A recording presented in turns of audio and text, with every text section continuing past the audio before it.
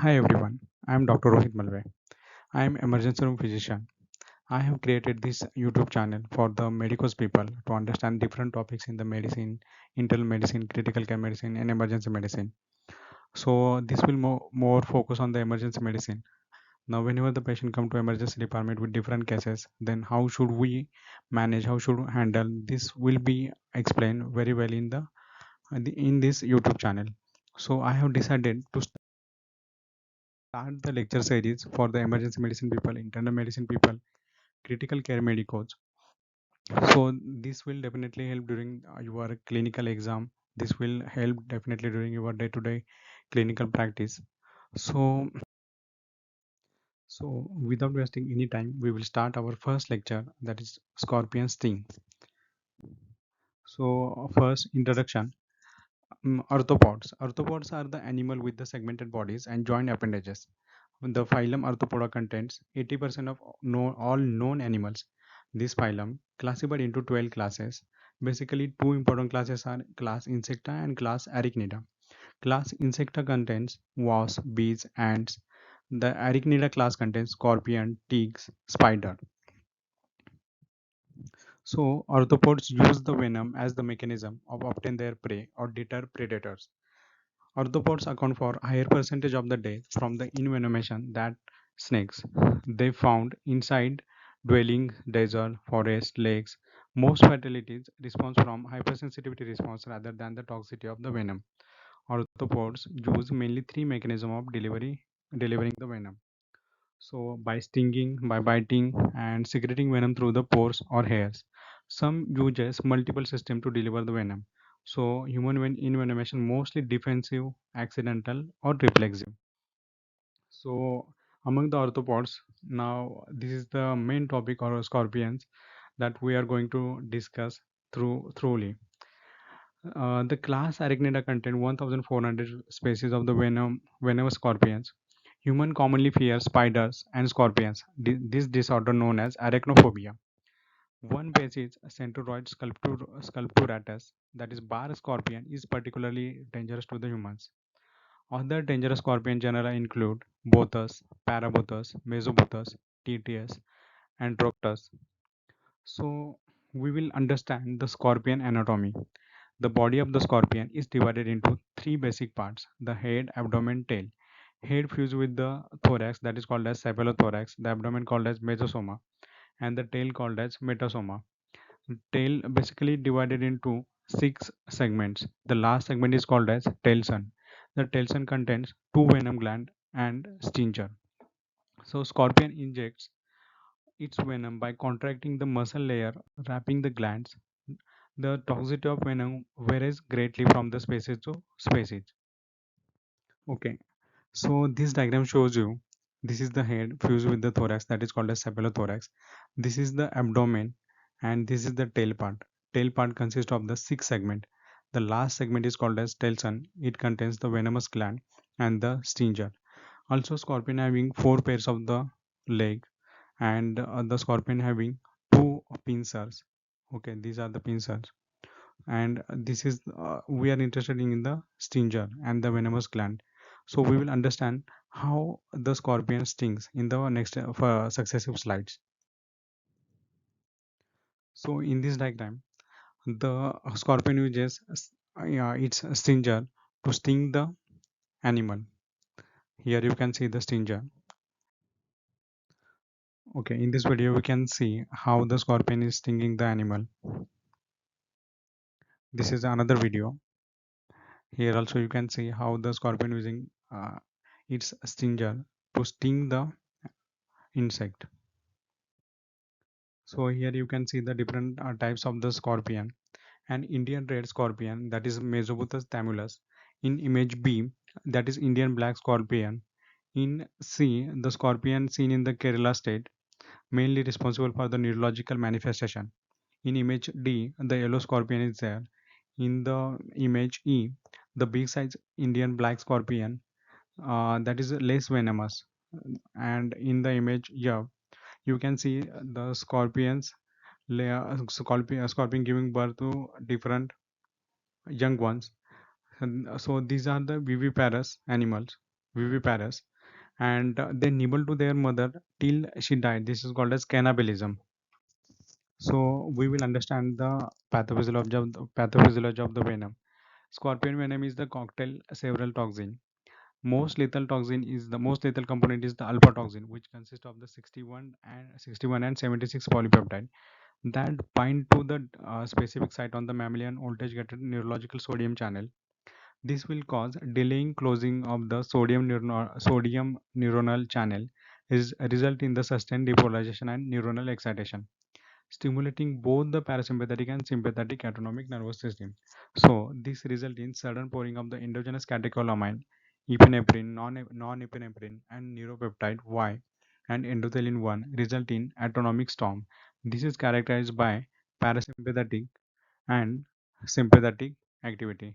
The parasympathetic activity will be initially transient, then followed by the prolonged sympathetic activity. The parasympathetic activity contains gives rise to vomiting, sweating, salivation, hypotension, bradycardia, respiratory failure, and prolonged sympathetic activity leads to hypertension, tachycardia, pulmonary edema, hypotension, warm shock, myocardial injury, etc. Reduction in the left ventricular function and hypotension is preceded by rise in the blood pressure and cardiac output. Catecholamine induced myocarditis, coronary spasm, and direct effect of the toxin on the heart result in stun myocardium. The direct effect of the scorpion venom on the neuronal sodium channel of the somatic and cranial nervous system result in typical neuromuscular excitation observed after envenoming by the centauroid species in Arizona. Basically, Tetius cerulatus from the Trinidad and Lurus from the Israel scorpion toxin are toxic to the pancreas. So in this diagram, the pathophysiology of the venom explained. So among these, the local features are several pain, paresthesia, numbness, local edema, diaphoresis, and basically cholinergic, adrenergic, and neuromuscular excitation. These are the clinical features produced after the envenomation by the scorpion. Among the cholinergic, you can see vomiting, diaphoresis, vasodilatation, salivation, lacrimation, meiosis, priapism, bradycardia.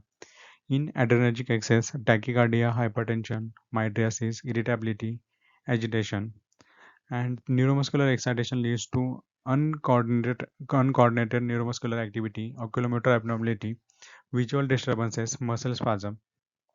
When the adrenergic excess is there, this will cause the arrhythmia, bundle branch block, atrial tachycardia, ventricular ectopics, T wave changes. So, and this will lead to pulmonary edema, myocardial depression, hypotension, and finally shock. So we will see the clinical features. Soon after the sting, the victim experienced the burning pain, severe burning excruciating pain at the sting site.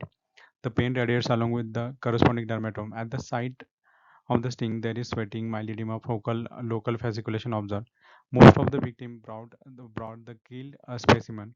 Local pain wanes within 24 hours. Victim continuously move the stung part of the body in search of comfortable position for to get the relief from the pain, but it failed. Child is often agitated, confused, and continuous cries and difficult to console. Severe scorpion sting characterized by the autonomic storm, vomiting, profuse sweating, sweat literally flows all over the body, cold extremities, mydriasis, and priapism. This will be explained in the further picture. So in image A, you can see the trophy salivation with the sweating. And in image B, you can see the profuse sweating from all over the body, that is called as skin diarrhea. In C, there is dilated pupils because of the alpha 1 receptor stimulation. And in image D, you can see the oculocaric phenomena due to autonomic storm in the child. In image E, you can see the priapism.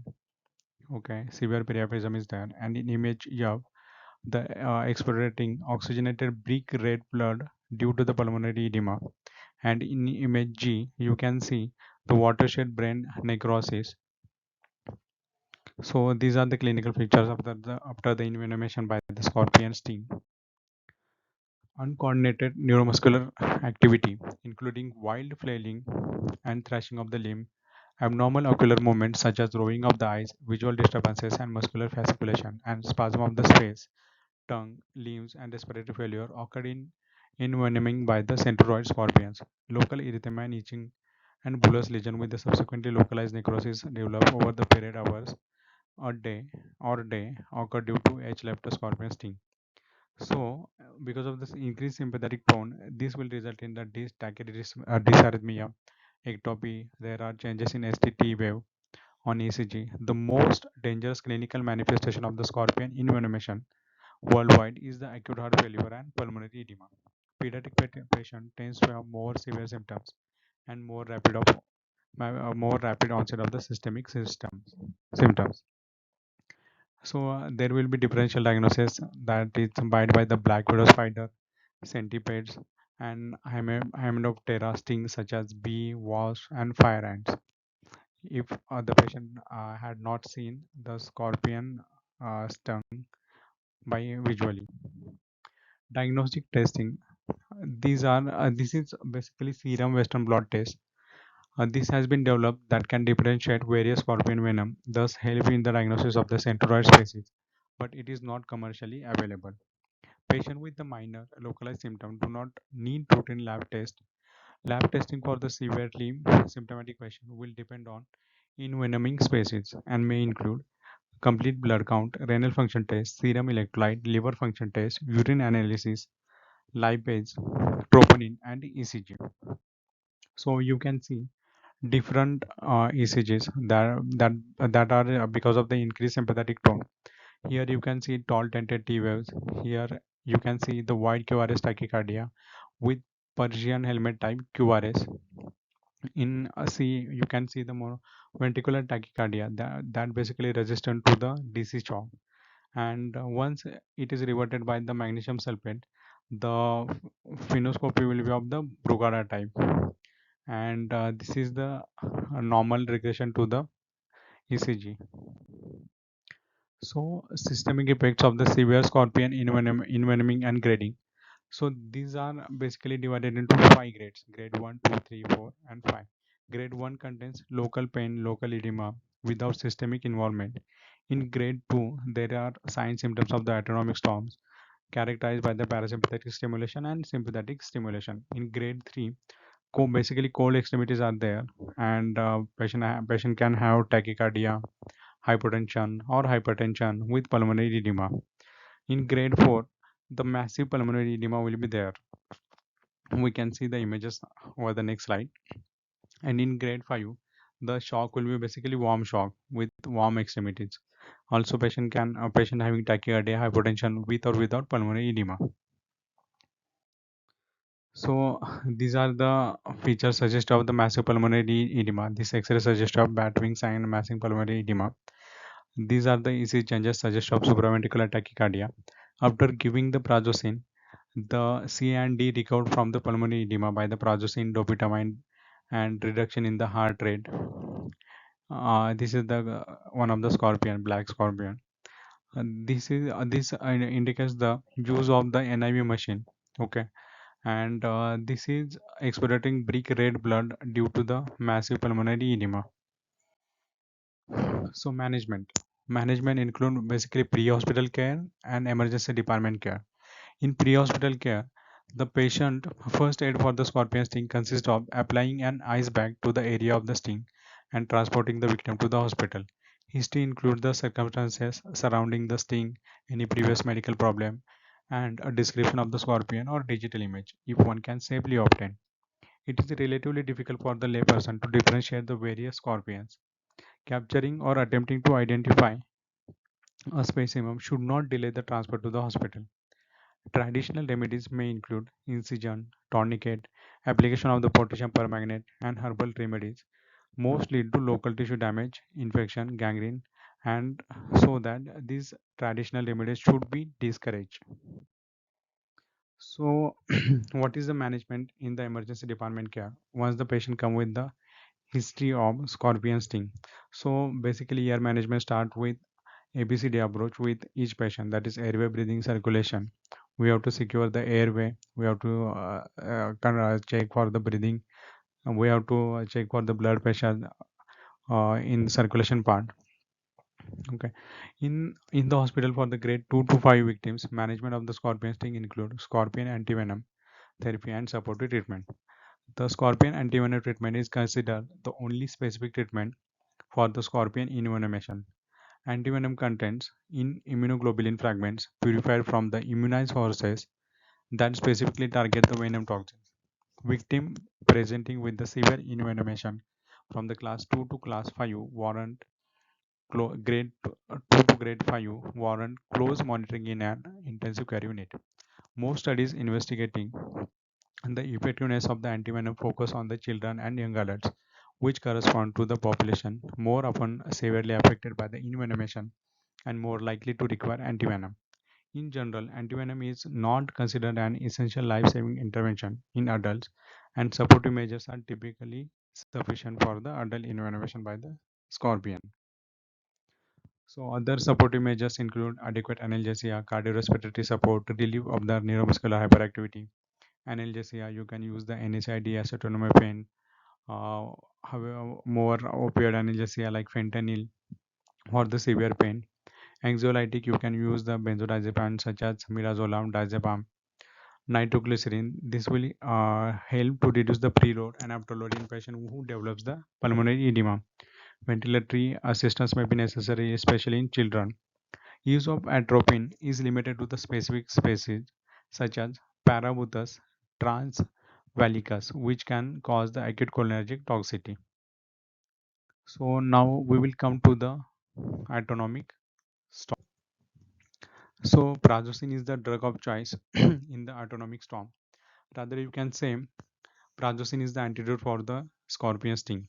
Prazosin has an effective in addition to the antivenom for the treatment of the catecholamine excess and cardiovascular compromise.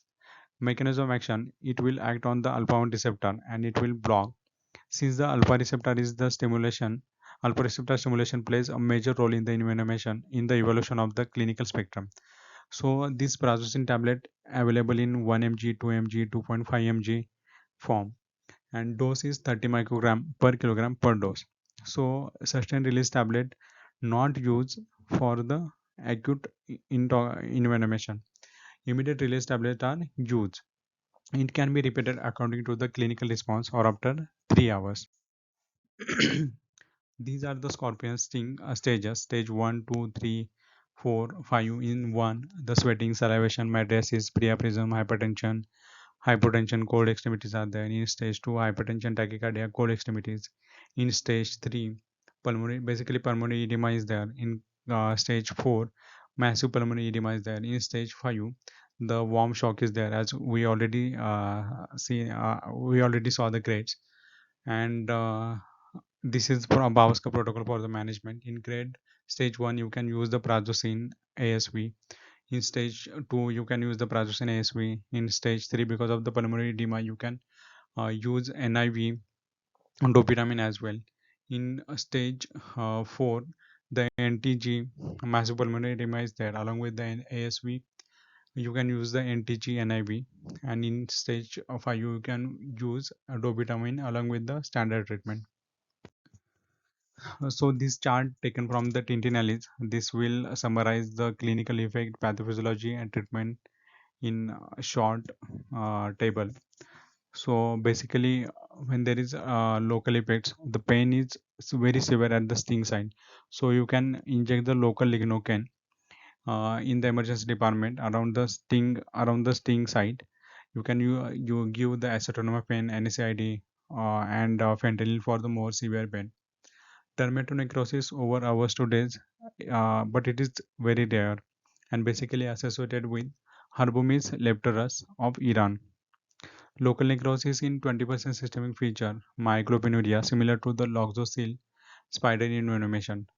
Then clinical effect, tachycardia, hypertension, mydriasis. This is because of the excess catecholamines. You can use antivenom along with prazosin. Then in case of agitation, anxiety, you can use the benzodiazepines. In case of pulmonary edema, and this is basically because of the catecholamine induced cardiac injury, myocardial depression, and cardiogenic shock. So along with the antivenom, you can use nitroglycerin or prazosin. Dobutamine for the cardiogenic shock you can use. Then hypotension, bradycardia, salivation, sweating, diarrhea, pancreatitis, these are the cholinergic effect. In this case, you can use atropine. Remember, this is basically produced by TTS species.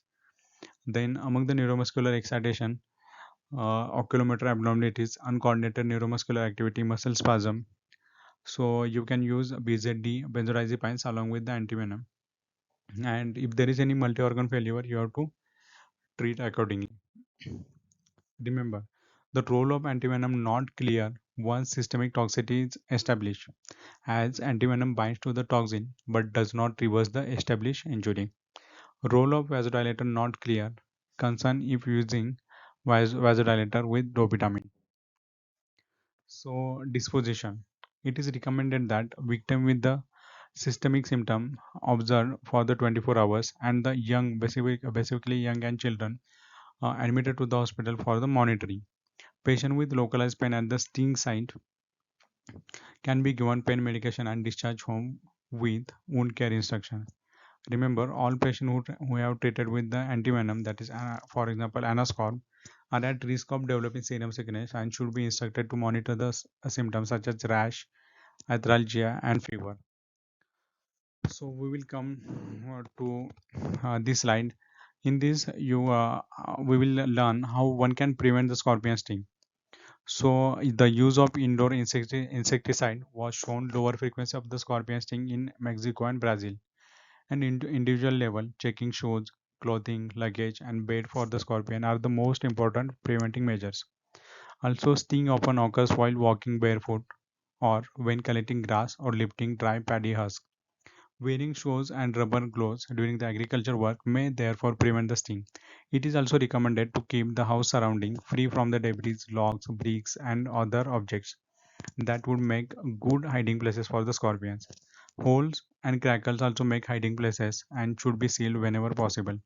Proper use of mosquito net during night prevent from falling scorpion from the loose tiles or loose tiles of the hut. At the time of opening schools and colleges, the benches, roof walls, floors should be thoroughly washed and cleaned. And these are my references. Rosen's Emergency Medicine, latest edition, Tindall's Emergency Medicine, latest edition, and the book Disease of the Nervous System, chapter 92, basically by the Himmat Rao Pavaskar, and images from the internet. Thank you for kind attention. If you like the lecture and if you like the channel, you can subscribe my channel for the more updates and more interesting cases in the emergency medicine. Thank you.